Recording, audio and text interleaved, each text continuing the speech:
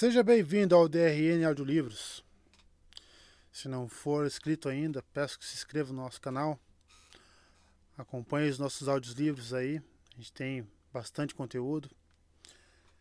Se você deseja um livro e não tiver no canal ainda, deixa nos comentários aí que eu sempre faço uma lista e tento ir atrás assim que possível. Se quiser nos dar uma força, a gente tem o Apoia-se, o Seja Membro e também o Pix. Sempre fica na descrição do canal e na descrição dos vídeos. E muito obrigado por estar acompanhando a gente nessa jornada. E vamos para as nossas leituras. Capítulo 48. Uma oferta recusada. É desse tipo de mulher que você gosta? Perguntou a Vienda com desdém. Randy baixou a cabeça e encarou a mulher que caminhava junto ao estribo de Giadim, vestida nas saias pesadas, com um chale marrom enrolado na cabeça. Os olhos azuis verdeados o encaravam por baixo do turbante largo.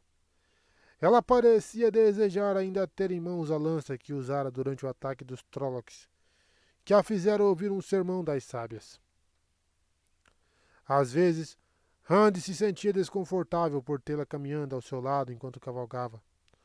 Até tentara caminhar ao lado dela, e seus pés ficaram muito gratos ao voltar para o cavalo. De vez em quando, muito de vez em quando, conseguia convencê-la a montar atrás dele, reclamando que estava com o pescoço doendo de tanto conversar olhando para baixo. Montar em um cavalo não era exatamente uma violação dos costumes, afinal de contas, mas o desprezo por aqueles que não usavam as próprias pernas fazia a jovem seguir a pé na maior parte do tempo. Uma risada de qualquer companheiro a Iel, sobretudo de uma donzela, mesmo que a pessoa estivesse olhando para o outro lado, era suficiente para ela descer de Giadim em um piscar de olhos. Ela é mole, Randy Altor. Fraca. Randy olhou outra vez por cima do ombro, examinando o carroção branco em formato de caixa que liderava o comboio dos mascates. Uma cobra sinuosa avançando pela paisagem destruída e empoeirada. Outra vez escoltada pelas donzelas do Gindo. Isendre seguia na frente, com o Cadere e o condutor, sentada no colo do mascate atarracado, o queixo batendo no ombro do homem, que segurava um pequeno guarda-sol de seda azul para protegê-la e a si mesmo do sol forte. Mesmo de casaco branco, Cadere não parava de secar o suor do rosto com um lenço grande, mais afetado pelo sol do que a mulher de vestido lustroso e justo, que combinava com o guarda-sol. Randy não estava perto o suficiente para ter certeza, mas achou que os olhos escuros de Zendro o observavam por baixo do lenço enrolado, cobrindo seu rosto e cabeça. Ela sempre parecia estar olhando para ele. Cadere não parecia se importar. Não acho que Zendro seja mole, respondeu baixinho, ajeitando a chufa. O tecido de fato protegia a cabeça do sol escaldante. Ele resistira a usar outros trajes da indumentária Iel, ainda que fossem muito mais apropriados ao clima do que o casaco de lã vermelha. Não importava seu sangue nem as marcas em seu antebraço. Ele não era Iel, nem fingiria ser. Fosse o que tivesse de fazer, poderia manter esse mínimo de decência. Não, eu não diria isso. No assento do condutor do segundo carroção, Kyle, a mulher gorda, e Natael, o menestrel, discutiam mais uma vez. Natael segurava as rédeas, mas não conduzia tão bem quanto o homem que costumava assumir a função. Às vezes, os dois também encaravam Randy com olhadelas rápidas, antes de retomar o debate. Bem, todo mundo encarava Randy. A longa fileira dos Dindo, do outro lado, as sábias, mais adiante, com Moirane, Egwene e Lan. Na fileira mais numerosa de Shaido, ao mais ao longe, ele achava que também via cabeças voltadas em sua direção. Aquilo não o surpreendia mais. Já estava acostumado. Ele era aquele que vem com a aurora. Todos queriam saber o que queria fazer. Em breve descobririam. Mole, grunhou a Vienda. Elaine não é mole. Você pertence a Elaine. Não devia estar trocando olhares melosos com aquela meretriz branquela. A jovem balançou a cabeça com vigor, resmungando meio que para si mesma. Nossos modos a deixam chocada. Ela não consegue aceitar. Por que eu deveria me importar com isso? Não quero ter nada a ver com isso. Não pode acontecer. Se eu pudesse, tomaria você como Gai Shain e entregaria para Elaine. Por que Zendre deveria aceitar o jeito de ser do Zayel? A Vianda disparou um olhar tão arregalado e surpreso que ele quase soltou uma risada. Na mesma hora, a jovem fechou a cara, como se lhe tivesse feito algo irritante. As mulheres Aiel, sem dúvida, não eram fáceis de entender, não eram mais fáceis de entender do que as outras. Quando uma mulher é. Já você não é nada mole, Vianda. Ela deveria tomar aquilo como um elogio. Às vezes, era duro feito uma pedra de amolar.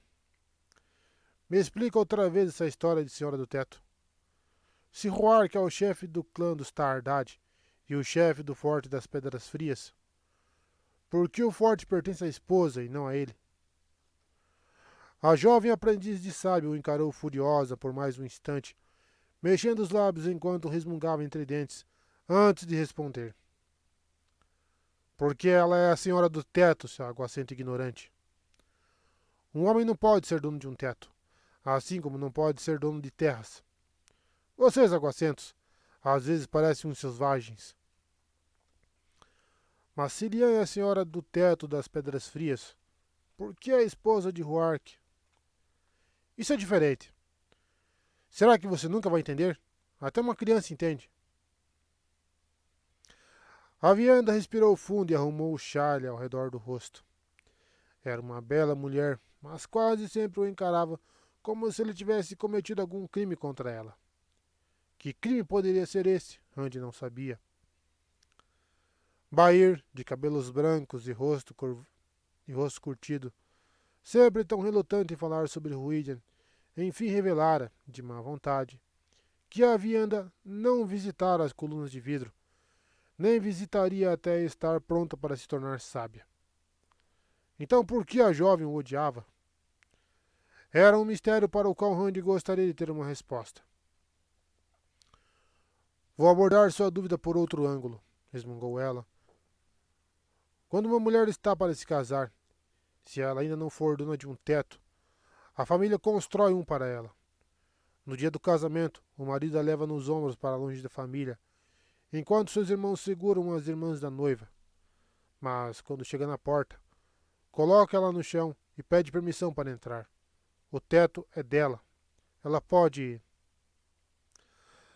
As aulas sobre o Zaiel estavam sendo a parte mais prazerosa da interação dos dois durante os 11 dias e 11 noites, desde o ataque dos Trollocs. Não que a Vianda quisesse falar. A princípio, só fazia longos discursos criticando o suposto descaso dele em relação a Elaine, seguido de mais um sermão embaraçoso para convencê-lo de que a filha herdeira era a mulher perfeita. Até que Randy comentou por alto com Egwene que, já que a Vienda nem se dignava a falar com ele, seria melhor que parasse de encará-lo. Uma hora depois, uma Gaishain de veste branca veio chamar a jovem Aiel. Fosse lá o que a sábias tivessem dito a ela. A Vianda retornara trêmula de raiva, exigindo, que ele permitisse que ela ensinasse a ele os hábitos e costumes Aiel. Sem dúvida, na esperança de que ele revelasse algo acerca dos próprios planos com as perguntas que fizesse. Depois das traições sutis de Tear, a franqueza da espionagem das sábias era revigorante. Por outro lado, sem dúvida era sensato aprender o que pudesse. E conversar com a Vienda era agradável, sobretudo nas ocasiões em que a mulher parecia esquecer o desprezo que sentia por ele, fosse lá por que motivo. Mas, naturalmente, toda vez que a Vianda percebia que os dois tinham começado a conversar feito duas pessoas normais, em vez de caça e caçador, não tardava a ter um acesso de fúria, como se ele a tivesse atraído para uma armadilha. Mesmo assim, as conversas eram agradáveis, ainda mais quando comparadas ao restante da viagem. Randy estava até começando a achar os chiliques dela divertidos, embora tivesse o bom senso de não deixar que a mulher percebesse. A Vienda o odiava, mas, pelo menos, estava muito concentrado em odiá-lo para ver que ele era aquele que vem com a aurora, ou o dragão renascido. Notava apenas Randy Altor. Fosse como fosse, a mulher sabia o que sentia por ele. Não era como Elaine, com uma carta que o deixara curado até as orelhas, e outra, no mesmo dia, que o fizera conferir se não tinha se transformado em um troll aqui com presas e chifres. Minha era praticamente a única mulher que conhecera que não confundira completamente seu juízo. No entanto, ela estava na torre, a salvo pelo menos. Um lugar que ele pretendia evitar. Às vezes, Randy pensava que a vida seria mais simples se conseguisse esquecer de vez as mulheres. Agora havia ainda começar a invadir seus sonhos, como se sonhar com mim e Elaine já não tivesse de bom tamanho. 3? Tá doido, velho? As mulheres embaralhavam suas emoções e ele agora precisava ficar lúcido e frio. Randy percebeu que encarava Isendre outra vez. A mulher apontou os dedos magros e serpenteantes para ele, por detrás da orelha de Cadere. Randy teve certeza de ver aqueles lábios carnudos se contorcendo em um sorriso. Ah, sim, perigosa. Tem que ser frio e duro feito aço cortante. 11 dias e noites, indo para o 12º, e nada mais se alterara. Dias e noites de estranhas formações rochosas, pináculos de pedra com tubos achatados, e montes que se erguiam de uma terra débil e falha, entrecortada por montanhas que pareciam ter sido cravadas ao acaso. Dias de sol escaldante e ventos impiedosos, noites de um frio de gelar os ossos. Tudo que crescia tinha pontas, espinhos ou irritava a pele. A vianda dizia que algumas plantas eram venenosas, e a lista era maior do que a das comestíveis. Só havia água em nascentes e tanques escondidos, mas a jovem Aiel apontara algumas plantas como indício de que um buraco fundo cavado ali se preencheria de gotinhas, bem lentamente, o suficiente para a sobrevivência de um ou dois homens, além de outras plantas que, quando mascadas, soltavam uma polpa aguada e azeda. Certa noite, 2 cavalos de carga dos Shaido foram mortos por leões, que logo foram afastados das presas e botados para correr rugindo pela escuridão da terra entrecortada. Na quarta noite, o condutor de um carroção atiçou uma pequena cobra marrom enquanto o grupo montava acampamento. Era 2 passos, como a Vianda explicou depois, alcunha que foi devidamente comprovada. O sujeito gritou e tentou correr até os carroções, mesmo vendo Moiraine avançando em sua direção. No segundo passo, o homem caiu de cara no chão, morto, antes mesmo que a Aes Sedai conseguisse descer da água branca. Tô louco, que tem essa cobra? A vianda listava cobras, aranhas e lagartos venenosos. Lagartos venenosos. Certa vez, encontrou um e mostrou a ele. O bicho tinha 2 pés de comprimento e era robusto, com listras amarelas correndo pelas escamas marrons. Ela prendeu o animal com displicência sobre uma das botas macias, cravou a faca na cabeça larga do lagarto e o levantou, para que Randy visse o fluido transparente e oleoso que jorrava dos dentes afiados em sua boca protuberante. A mordida de um gara, explicou a mulher, era capaz de perfurar uma bota e matar um boi. Havia bichos piores, sem dúvida. O gara era lento e não tão perigoso assim, se a pessoa não fosse idiota o bastante para pisar nele. Quando ela sacudiu o imenso lagarto para fora da lâmina, o animal amarelo e marrom sumiu no chão de lama rachada. Ah, sim. Era só não ser idiota o bastante para pisar em um. Moiraine dividia o tempo entre as Aes Sedai e Rand, em geral, tentando intimidá-lo, do jeito costumeiro das Aes Sedai, para que revelasse seus planos. Há de ser o que a roda tecer, dissera a Azul, ainda naquela manhã, com a voz fria e calma, o rosto etéreo e sereno, mas os olhos escuros estavam incandescentes ao encará-lo por sobre a cabeça de Avienda. Mas um bobo pode estrangular a si mesmo no padrão. Cuidado para não tecer uma corda no próprio pescoço. A Aes Sedai adquirira um manto claro, quase branco como o dos Gaichain. O tecido reluzia sob o sol e, por baixo do largo capuz, Moiraine usava um lenço úmido, branco feito neve, amarrado na testa. Não vou enrolar nada no pescoço. Ele deu uma risada, e a mulher virou o aldiebe tão depressa que a égua quase derrubou a vienda. Depois seguiu de volta para o grupo das sábias, o manto drapejando atrás de si. É muita burrice tentar irritar uma Aes Sedai, resmungou Aiel, esfregando o ombro. Eu não sabia que você era burro. Vamos esperar para ver se sou burro ou não, respondeu Rand, já sem vontade de rir.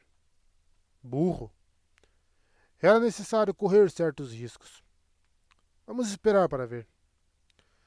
Era raro Egwene sair de perto das sábias. A jovem caminhava com elas com a mesma frequência com que cavalgava Bruma, às vezes levando uma das mulheres na garupa, por um tempo. Rand enfim descobrira que ela estava se passando por Aes Sedai completa outra vez. Amis, Bair, Ciana e Melaine pareciam aceitar sem contestar, assim como os Tairenos, mas de um jeito totalmente diferente. Às vezes, uma das sábias discutia com ela em um tom de voz tão alto que Rand quase compreendia o conteúdo da gritaria que se passava a mais de 100 passadas de distância. Eram quase os mesmos modos que usavam com a Vienda, embora a Aiel fosse mais um processo de intimidação do que uma discussão de fato. Por outro lado, volta e meia dava para ouvir debates bem acalorados entre as sábias e Moiraine, especialmente envolvendo a loura, Melaine. Na 10ª manhã, Egwene enfim desmanchou as 2 tranças dos cabelos. Foi uma cena muito esquisita. As sábias conversaram com ela por um tempo enorme, sozinhas, enquanto os Gaichain dobravam as tendas e Rand selava Jiadin. Se não conhecesse bem a amiga, teria pensado que aquela postura de cabeça baixa era uma tentativa de submissão. Mas essa palavra só valia para Egwene se relacionada a Ninaeve. E talvez Moiraine. De súbito, a amiga bateu palmas, rindo e abraçando cada uma das sábias, antes de correr para desfazer as tranças.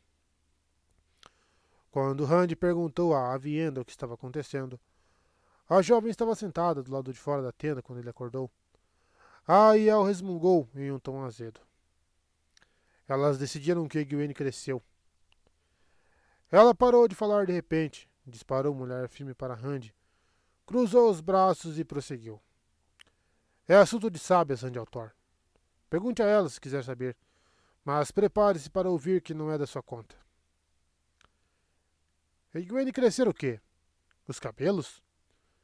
Não fazia sentido. A Vianda não disse mais uma palavra sobre o assunto. Em vez disso, raspou um pedaço de líquen cinza de uma pedra e começou a explicar como usá-lo para cataplasma. Ela estava pegando o jeito das sábias muito depressa para o gosto de Rand.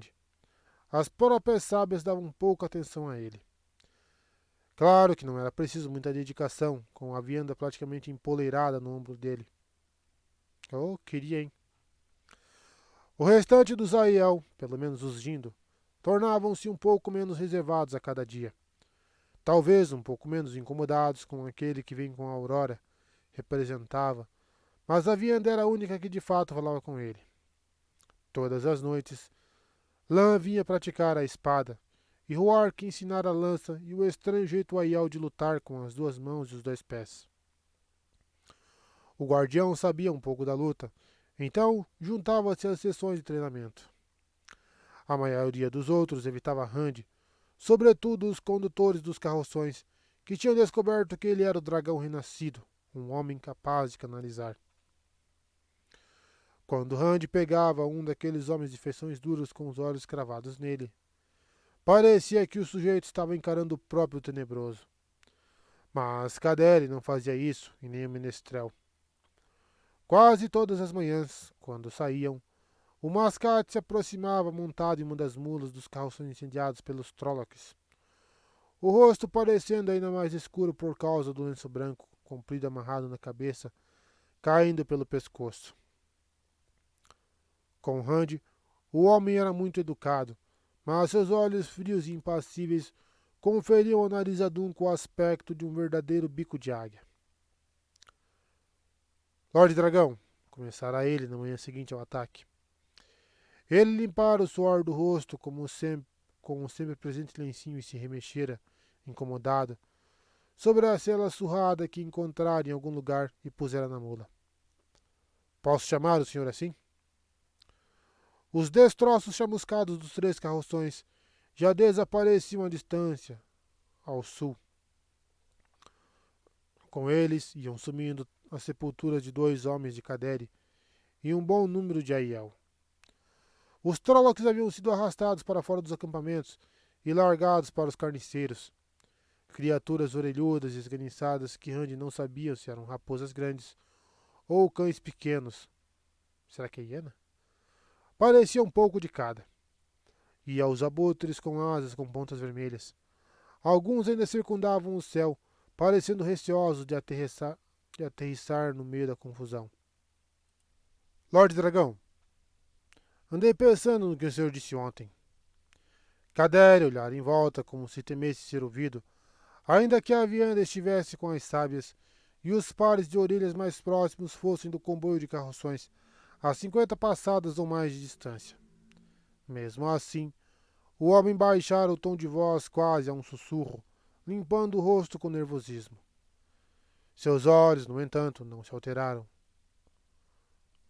O que o senhor disse sobre o conhecimento ser valioso e pavimentar a estrada para o sucesso é verdade? Randy encarara o homem por um longo instante, sem piscar, mantendo o rosto inexpressivo. Foi você quem disse isso, não eu, respondera por fim. Bom, talvez tenha sido. Mas é verdade, não é mesmo, Lorde Dragão? Randy assentira, e o mascate continuara, ainda sussurrando, os olhos atentos aos bisbilhoteiros. Mas pode haver perigo no conhecimento, em dar mais do que receber. Um homem que vende conhecimento não precisa apenas ter seu preço, mas também alguma salvaguarda. Garantias e seguranças contra repercussões. O senhor não concorda? Tem algum conhecimento que queira vender, Cadere? O homem atarracado franzira o senho para o próprio comboio. Kyle descera para caminhar um pouco, apesar do calor crescente. O corpãozinho estava coberto de branco e um chale de renda branca fora presa nos cabelos grossos e escuros por pentes de marfim. Ela volta e meia dava uma olhadela para os 2 homens cavalgando juntos, a expressão indecifrável àquela distância. Ainda era estranho ver uma pessoa tão corpulenta com movimentos tão ágeis. Isendre subira no banco do condutor do primeiro carroção e observava os 2 de forma menos discreta, esticando o corpo para se segurar no canto do carroção branco, que balançava e sacolejava. Essa mulher ainda vai acabar me matando, resmungara Cadere. Talvez possamos conversar de novo mais tarde, Lorde Dragão, se o senhor estiver disposto. Ele cravou os calcanhares das botas com força na mula, seguiu trotando até o primeiro carroção e subiu no assento do condutor com agilidade surpreendente, amarrando as rédeas da mula a um aro de ferro na lateral do grande caixote que era o carroção. Ele e Isendre desapareceram no interior do veículo e não saíram até a parada da noite. Ele retornou do dia seguinte e em outros dias em que viu Randy sozinho, sempre deixando entrever o tal conhecimento que poderia vender a um preço apropriado se tivesse as salvaguardas apropriadas. Uma das vezes chegou ao ponto de dizer que qualquer coisa, assassinato, traição, qualquer coisa mesmo, poderia ser perdoada em troca de conhecimento, e pareceu bastante nervoso quando Rand discordou da afirmação. Fosse lá o que o homem desejasse vender, ele parecia querer que Rand o protegesse das consequências de quaisquer crimes que já tivesse cometido na vida. Eu não sei se quero comprar conhecimento, responderá Rand mais de uma vez. Sempre tem a questão do preço, não é? Tem alguns preços que eu talvez não esteja disposto a pagar. Nathael chamou Rand para um canto naquela primeira noite, depois que as fogueiras foram acesas e o aroma de comida começou a pairar por sobre as tendas baixas. O menestrel parecia quase tão nervoso quanto Kaderi. Pensei bastante a seu respeito, disse ele, olhando para Rand de esguelha, a cabeça inclinada para o lado. Sua história deveria ser contada em uma grande epopeia. O dragão renascido. Aquele que vem com a aurora. Um homem de sabe-se lá quantas profecias nesta era e em outras. O menestrel envolveu o corpo com um manto, os retalhos coloridos esvoaçando com a brisa. O crepúsculo era breve no deserto. À noite e o dia surgiam liseiros e bem próximos. Como se sente em relação ao seu destino profetizado? Eu preciso saber, se vier a compor esta epopeia. Como eu me sinto? Rand olhou o acampamento em volta, os gindos circulando entre as tendas. Quantos deles estariam mortos antes do fim? Cansado. Eu me sinto cansado. Não é uma emoção muito heróica, murmurou Nathael, mas esperada, dado o seu destino. Levando o mundo nos ombros, com a maioria disposta a matá-lo, se tivesse chance, e o restante dos idiotas pensando que pode usá-lo como trampolim para o poder e glória. E qual desses é você, Nathael? Eu? Eu sou um simples menestrel. O homem erguera uma ponta do manto coberto de retalhos, como se para comprovar. Não tomaria o seu lugar nem que me oferecesse o mundo inteiro, não com o destino que vem junto. Morte, loucura ou ambos. Seus sangues nas pedras de Shayol Ghul. É isso que diz o ciclo de Kara-Eton. As profecias do dragão, não é? Que você vai morrer para salvar uns idiotas que vão suspirar aliviados depois de sua morte. Não. Eu não aceitaria isso nem por todo o poder do mundo, ou por mais. Rand, disse a Egwene, emergindo da escuridão profunda, a capa clara enrolada no corpo e o capuz erguido sobre a cabeça. Viemos ver como você está se sentindo, depois da cura, com o calor que está fazendo hoje. Moiraine viera com ela, o rosto encoberto pelo imenso capuz da capa branca, assim como Bair, Emis, Melaine e Ciana. As cabeças embrulhadas em xales escuros, todos a observá-lo, calmas e frias feito a noite. Até Egwene. A jovem ainda não tinha o ar etéreo de uma Aes Sedai, mas os olhos, sim. Ele não reparara em Avienda, que vinha sorrateira atrás das outras. Por um instante, pensou ter visto compaixão no rosto dela, mas, se era real, desaparecera assim que a ia o vira encarando. Imaginação. Ele estava cansado. Outra hora, dissera Nathael, falando com Rand, mas olhando para as mulheres daquele jeito peculiar de esguelha. Conversaremos outra hora. Ele dera um meneio de cabeça bastante sutil e foi embora pisando duro. O futuro o incomoda, Rand? Perguntou Moiraine baixinho, depois de o menestral se retirar. As profecias têm uma linguagem floreada, obscura. Nem sempre querem dizer o que parecem. Há de ser o que a roda tecer, respondeu. Farei o que for preciso. Lembre-se disso, Moiraine. Farei o que for preciso. A mulher pareceu satisfeita, mas era difícil dizer com as Aes Sedai.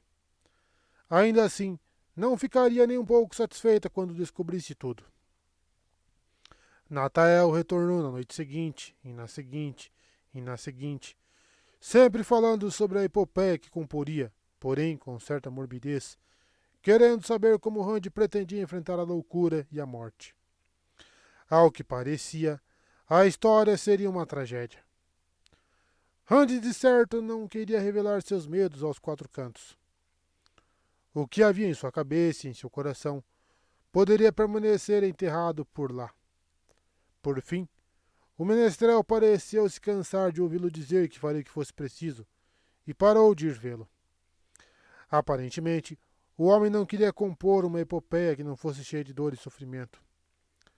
Parecia frustrado quando lhe deu as costas pela última vez, caminhando a passos firmes, o manto drapejando furiosamente atrás de si. O sujeito era estranho, mas, a julgar por Tom Merlin, todos os menestréis eram assim. Natael, sem dúvida, exibia outras características de menestrel. Por exemplo, ficava bem óbvio que tinha a si mesmo em muita boa conta. Rand não se importava em ser ou não chamado por títulos, mas Natael tratava Huark e Moiraine, nas poucas vezes em que se encontrava com a Azul, como iguais. Isso era típico de Tom, sem tirar nem pôr. O homem acabou desistindo de se apresentar para os Jindo e começou a passar quase todas as noites no acampamento dos Shaido. Os Shaido estavam em maior número, explicara Huark, como se fosse a coisa mais óbvia do mundo. Audiência maior. Nenhum dos Jindo gostou de saber daquilo, mas nem mesmo Huark podia fazer algo a respeito. Na Terra da Trindade, um menestrel podia fazer qualquer coisa que não cometer assassinato sem precisar responder por seus atos. A Vianda passava as noites com as sábias e às vezes cerca de 1 hora do dia, caminhando com todas reunidas ao seu redor, até Moiraine e Egwene. A princípio, Rand achou que elas estivessem aconselhando a moça a respeito de como lidar com ele, como arrancar as informações que desejavam. Então, um dia, com o sol escaldante a pino, uma bola de fogo do tamanho de um cavalo irrompeu de repente por entre o grupo das sábias e saiu girando e rolando, deixando um sulco no solo ressequido que definhou e se apagou. Alguns dos condutores frearam os comboios de supetão, assustados, e pararam para assistir, chamando uns aos outros com um misto de medo, confusão e xingamentos rudes. Murmu... Opa. Murmúrios reverberaram por entre os Jindo, que, assim como os Shaido, encaravam as mulheres. Mas as duas colunas de Aiel continuaram se deslocando quase sem parar. Era entre as sábias que a verdadeira empolgação estava evidente. As quatro se agruparam ao redor de Avienda, todas parecendo falar ao mesmo tempo e gesticulando bastante. Moiraine e Egwene, conduzindo os cavalos, tentavam se intrometer.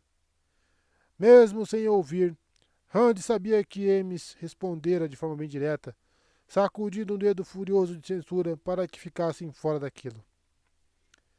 Encarando o sulco negro que se estendia em linha reta por meia milha, Rand sentou-se de volta na cela. Ensinando a Vianda a canalizar. Claro, era isso que estavam fazendo. Ele esfregou o suor da testa com o dorso da mão, e não tinha nada a ver com o sol. Quando aquela bola de fogo se materializou, ele instintivamente se agarrou à fonte verdadeira. Fora como tentar coar água com uma peneira rasgada. Ele agarrara Saidin, mas poderia muito bem ter agarrado o ar. Um dia aquilo poderia acontecer quando precisasse desesperadamente do poder. Também estava aprendendo, mas sem professor. Aprendendo a usar e usando para aprender. Começou a rir tão alto que alguns dos Jindo o encararam, preocupados. Rand teria apreciado a companhia de Matt em qualquer momento durante aqueles 11 dias e 11 noites. Mas o amigo não se aproximara por mais de 1 minuto ou 2. Mantinha a aba larga do chapéu de topo reto puxada para baixo para esconder os olhos, e a lança de cabo preto com a estranha marca do corvo apoiada no cepilho da cela de Pipes. A lâmina forjada pelo poder parecia uma espada curta e curva. Se o seu rosto ficar um pouquinho mais curtido de sol, você vai virar um Aiel de verdade, dizia ele às vezes, rindo. Ou então falava algo como: está pretendendo passar o resto da vida aqui? Tem o mundo inteiro do outro lado da muralha do dragão. Vinho, mulheres. Você se lembra dessas coisas? Matt, no entanto, parecia bastante desconfortável, além de ainda mais relutante do que as sábias em falar sobre Ruiden ou sobre o que acontecera lá. Ele apertava a mão no cabo preso da lança, a menor menção da cidade de domos enevoados, alegando não se lembrar de nada da viagem pelo Terangreal. Então prosseguia, dizendo: fique longe dele, Randy. Não é como o da pedra, nem um pouco. Eles são trapaceiros. Que me queime. Eu queria nunca ter visto aquilo. A única vez que Randy mencionou a língua antiga, Matt vociferou: tio queime! Eu não sei nada sobre a droga da língua antiga. E saiu galopando de volta para os carroções dos mascates. Era lá que Matt passava a maior parte do tempo, jogando dados com os condutores. Até eles perceberem que o rapaz ganhava muito mais do que perdia. Não importava de quem fossem os dados. Aproveitando cada oportunidade de engatar conversas com Kaderi ou Natael, perseguindo Isendre. Estava muito claro o que Matt tinha em mente desde a primeira vez que sorrira para a mulher, ajeitando o chapéu, na manhã seguinte ao ataque dos Trollocs. Desde então, falava com ela todas as noites pelo máximo de tempo que conseguia. E arrumara tantos furos nos dedos arrancando flores brancas de um arbusto espinhento que passara quase 2 dias sem conseguir manejar as rédeas direito, mas recusava-se a deixar que Moirênio cruzasse. Isendre não chegava a encorajar o rapaz, mas seu sorriso languido e provocante também não era calculado para afastá-lo. Kaderi via e não dizia uma palavra, embora às vezes seus olhos seguissem os de Matt feito um abutre. Os outros comentavam. Ao fim de certa tarde, enquanto o grupo soltava as rédeas das mulas e erguia as tendas, Randy tirava a cela de Giadim quando viu Matt parado perto de Zendre, na sombra esparsa de um dos carroções com cobertura de lona. O amigo estava bem próximo dela. Randy balançou a cabeça, observando enquanto escovava o garanhão sarapintado. O sol ardia abaixo no horizonte e os pináculos altos formavam sombras compridas pelo acampamento.